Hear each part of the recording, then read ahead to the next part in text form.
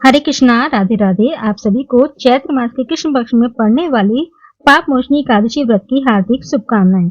आज की इस वीडियो में हम जानेंगे कि पाप मोचनी एकादशी का व्रत कब रखा जाएगा, व्रत कैसे किया जाएगा, पारण कब किया जाएगा, पारण कैसे किया जाएगा, संकल्प कैसे लिया जाएगा, इस दिन क्या करना चाहिए, क्या नहीं करना चाहिए, क्या खाना चाहिए, क्या नहीं खाना चाहिए।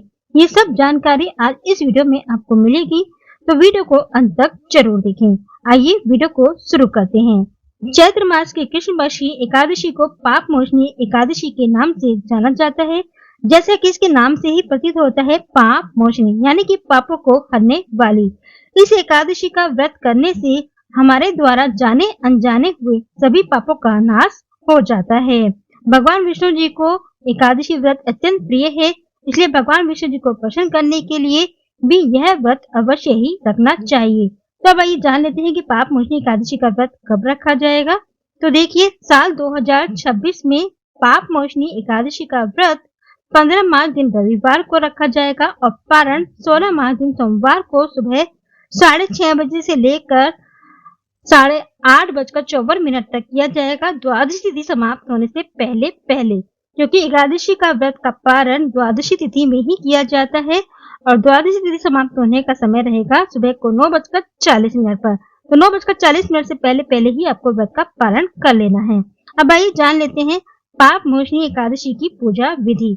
एकादशी के दिन सुबह जल्दी उठकर आपको नित्य क्रम से निवृत्त होकर स्नान करना है।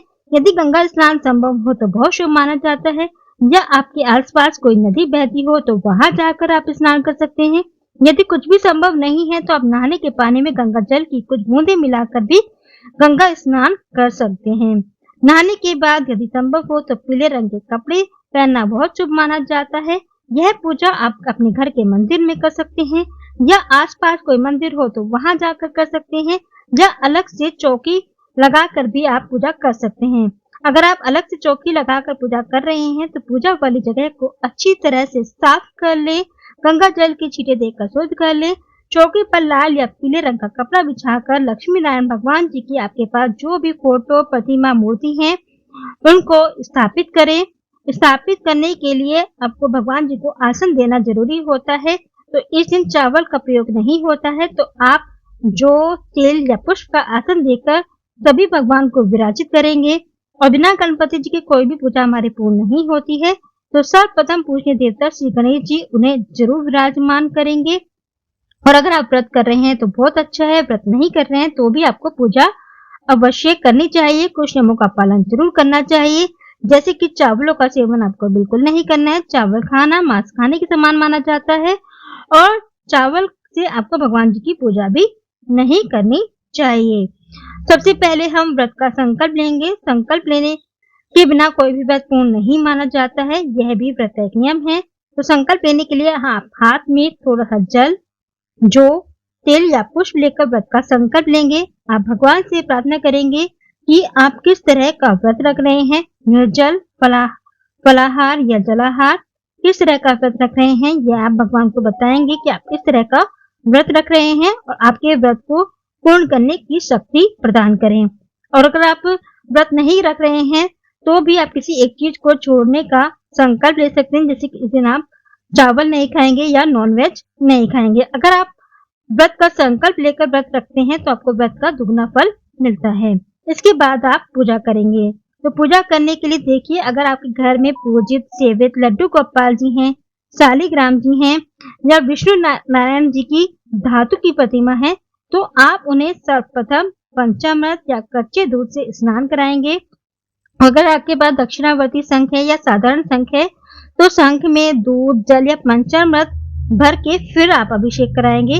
लेकिन ये ध्यान रखना है कि शिवलिंग पे गणेश जी को, दुर्गा माता को शंख से अभिषेक नहीं किया जाता है। और यदि आपके पास भगवान विष्णु जी की, माता लक्ष्मी जी की कागज की प्रतिमा है तो सिर्फ आप उन्हें जल की और पंचामृत की छींटे और गंगा जल की छींटे दे दें। उसके बाद लड्डू गोपाल जी को हो सके तो पीले रंग के या कोई भी हल्के रंग के वस्त्र पहनाएं, और भगवान विष्णु जी को और भगवान गणेश जी को वस्त्र स्वरूप कलावा अर्पित करेंगे। कलावे पर इत्र अवश्य लगा ले, क्योंकि माता लक्ष्मी जी की पूजा में सुगंध का बेहद महत्व होता है, तो सुगंधित चीजें जैसे कि पुष्प हो गए, इत्र हो गए, इन्हें अवश्य ही शामिल करना चाहिए। फिर भगवान विष्णु जी को और गणेश जी को, सभी भगवान जी को पीले चंदन और रोली का तिलक करेंगे। लक्ष्मी जी की भी पूजा करेंगे। हो सके तो उन्हें श्रृंगार का सामान अर्पित करेंगे, फिर तिल अर्पित करेंगे। जो अर्पित करेंगे, इस दिन अक्षत अर्पित नहीं करेंगे। उसके बाद भगवान जी को पीले रंग के फूल अर्पित करेंगे, क्योंकि भगवान विष्णु जी को पीला रंग अत्यंत प्रिय है। घी का दिया जलाएंगे। धूप दीप से भगवान विष्णु जी की पूजा करेंगे। गाय का शुद्ध घी हो तो बहुत शुभ माना जाता है, अन्यथा आप तिल के तेल से भी पूजा कर सकते हैं। फिर भगवान विष्णु जी और लड्डू गोपाल जी के लिए एक पात्र में जल भरकर जरूर रखें। उसके बाद कथा की पुस्तक की भी पूजा करेंगे और फिर उसके बाद हम भोग लगाएंगे। तो भोग में जो भी मौसमी फल हैं उन्हें आप भोग लगा सकते हैं, और भगवान विष्णु जी को केला प्रिय है तो केले का भोग अवश्य लगाएं। और पाप मोचनी एकादशी पे चिरौंजी का भोग जरूर लगाया जाता है। जैसे कि हर एकादशी में एक अलग भोग का महत्व होता है, तो इस एकादशी में चिरौंजी का भोग लगाना बहुत ही शुभ माना जाता है। और भगवान विष्णु जी के भोग में तुलसी पत्र अवश्य शामिल करें, क्योंकि तुलसी पत्र के बिना भगवान विष्णु भोग स्वीकार नहीं करते हैं। लेकिन ये ध्यान रखना है कि भगवान गणेश जी के लिए एक अलग पात्र में बिना तुलसी के लिए भोग अवश्य रखें, क्योंकि भगवान गणेश जी को तुलसी अर्पित नहीं की जाती है। अब हाथ में थोड़े से पुष्प और तिल लेकर कथा पढ़ेंगे। कथा आप किताब से भी पढ़ सकते हैं या फिर पुस्तक मोबाइल से भी सुन सकते हैं। पाप मोचनी एकादशी समस्त पापों को हरने वाली है। इस दिन चिरौंजी, दूध और दूध से बने मिठाई, फल का आदि भोग आप लगा सकते हैं। और शाम के समय में आप ड्राई फ्रूट्स की खीर बनाकर माता लक्ष्मी और भगवान विष्णु जी को भोग जरूर लगाएं। इसके अलावा माखन मिश्री का भोग भी आप लगा सकते हैं। बस ये ध्यान रखना है, अन्न का भोग आपको नहीं लगाना है। इसके बाद जो भी आप पाठ करना चाहते हैं, जैसे कि विष्णु चालीसा, विष्णु सहस्त्रनाम, वो सब आप कर सकते हैं। यदि आपके पास समय है तो भगवान विष्णु जी के मंत्रों की 108 बार माला जाप कर सकते हैं, जैसे कि ओम नमो भगवते वासुदेवाय नमः।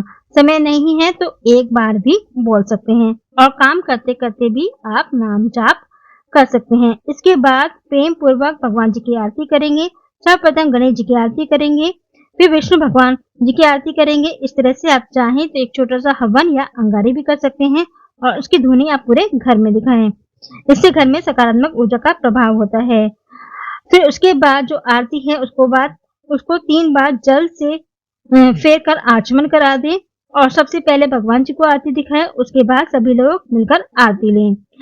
कुछ दक्षिणा आपको पूजा में जरूर रखनी चाहिए। दक्षिणा चढ़ाने से हमारी पूजा में जो कमी होती है वह पूरी हो जाती है। उसके बाद आप पूछते हैं कि दक्षिणा को हमें क्या करना है। तो जो आप द्वादशी के दिन जो भी आप दान करते हैं, जैसे चावल दान करते हैं, आटा दान करते हैं, वो उसके साथ आपको इस दक्षिणा को दान कर देना है। किसी जरूरतमंद या किसी ब्राह्मण को आप दान दे सकते हैं, उसके बाद ही पारण किया जाता है। फिर हम भगवान से क्षमा प्रार्थना करेंगे कि हमारे द्वारा जो पूजा में कमी हो गई है, त्रुटि हो गई है, उसके लिए हमें क्षमा करें। उसके बाद आप ये देखिए कि रविवार की एकादशी है, तो सूर्य नारायण के जल में लोटे में आपको थोड़ी सी रोली और तिल डालकर जरूर चढ़ाएं। अब सवाल ये होता है कि रविवार के दिन तुलसी जी की पूजा करें या नहीं, क्योंकि रविवार का दिन है और एकादशी है। तो देखिए, जल आप ना चढ़ाएं, लेकिन पुष्प आप चढ़ा सकते हैं। धूप दीप जरूर चढ़ाएं। संध्या के समय में भी आप दीप जरूर जलाएं, और अपनी जगह पर खड़े होकर 5 या 7 बार घूम के आपको परिक्रमा जरूर लगानी है। हाँ, तुलसी आपको नहीं तोड़नी है, तो एक दिन पहले ही आप तुलसी तोड़ के रख लें। रविवार और एकादशी और द्वादशी इन दिनों में तुलसी नहीं तोड़ी जाती है। और अगर आपके पास तुलसी की सूखी लकड़ी है तो उसे इधर उधर ना फेंकें, आप उनसे हवन कर सकते हैं या दिया जला सकते हैं, जो कि बहुत ही शुभ माना जाता है। और एकादशी के दिन दीपदान का भी विशेष महत्व है। तो आप सायंकाल में भगवान विष्णु जी के सामने, तुलसी जी के सामने, आपके घर के आसपास कोई मंदिर है तो वहां, लक्ष्मी नारायण जी के सामने, राधा कृष्ण जी के मंदिर में और घर की दहलीज पर दीप अवश्य जलाएं। एकादशी व्रत दशमी के दिन से ही शुरू हो जाता है, तो दशमी के दिन से ही हमें संयम से रहना होता है। तो देखिए, किसी भी तरह के तामसिक आहार आपको दशमी के दिन से ही नहीं लेना है, जैसे कि प्याज, लहसुन, मांस, मदिरा से दूरी रखनी है। कटहल, बैंगन, मसूर की दाल, इन सब का सेवन नहीं करना है। दसवीं की दोपहर के बाद चावल का सेवन भी नहीं करना है। देखिए, एकादशी का व्रत निर्जल, जलाहार या फलाहार इन तीनों तरीके से रखा जाता है। आप अपनी सुविधा के अनुसार व्रत को रख सकते हैं। अगर आप फलाहार व्रत रख रहे हैं तो आप कोशिश करें कि नमक का सेवन ना करें। लेकिन अगर आप नमक के बिना नहीं रह सकते हैं तो आप सिंधा नमक का प्रयोग कर सकते हैं। अगर आप फलाहार वाला व्रत रख रहे हैं तो आप जल, फल, दूध, चाय, ड्राई फ्रूट्स, पुट्टू, सिंघाड़े का आटा, सेंधा नमक, काली मिर्च, आलू की सब्जी ये सब आप ले सकते हैं। कद्दू आप ले सकते हैं और घी में बना हुआ प्रसाद आप ले सकते हैं। बस ये ध्यान रखना है कि सरसों के तेल का प्रयोग आपको नहीं करना है। अगर आप घी नहीं खाते हैं तो आप तिल के तेल या मूंगफली के तेल का प्रयोग आप कर सकते हैं। बस सबसे पहले भगवान को भोग लगाएं, उसके बाद प्रसादी पाएं। लेकिन यदि आपने उपवास नहीं लिया है तो कोई बात नहीं, तब भी आपको सात्विक भोजन ही ग्रहण करना है, जिसमें कोई प्याज, लहसुन, कोई मीट, अंडा ना हो, कोई नशीली वस्तु ना हो। साथ ही किसी से गलत ना कहें, किसी के लिए गलत ना सोचें, किसी से लड़ाई झगड़ा ना करें। यहाँ तक कि इस दिन बाल भी नहीं कटवाने चाहिए, नाखून भी नहीं कटवाने चाहिए, यह भी विधान है। दिन में सोना नहीं चाहिए और द्वादशी के दिन भी आपको सात्विक आहार ही लेना है। तो एकादशी व्रत करने वालों को दशमी और द्वादशी के नियमों का पालन जरूर करना चाहिए और द्वादशी तिथि पर भी भगवान की विधिवत पूजा सुबह में पूजा करें। उसके बाद चरणामृत, तुलसी पत्र लेकर अपने व्रत का पालन करें। दान दक्षिणा निकालने के बाद चावल से बनी हुई चीजों का भगवान को भोग लगाएं और फिर प्रसादी खा के अपना व्रत खोलें।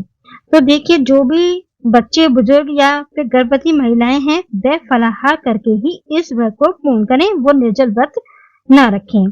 तो ये थी जानकारी कि पापोषणी एकादशी व्रत कैसे करना है, पूजा कैसे करनी है, व्रत कैसे करना है, संकल्प कैसे लेना है और इस दिन हमें क्या खाना है क्या नहीं। आशा करती हूँ कि ये जानकारी आपको पसंद आई होगी। तो मिलते हैं अगली वीडियो में, तब तक भगवान विष्णु जी की कृपा आप पर बनी रहे। जय श्री राधे।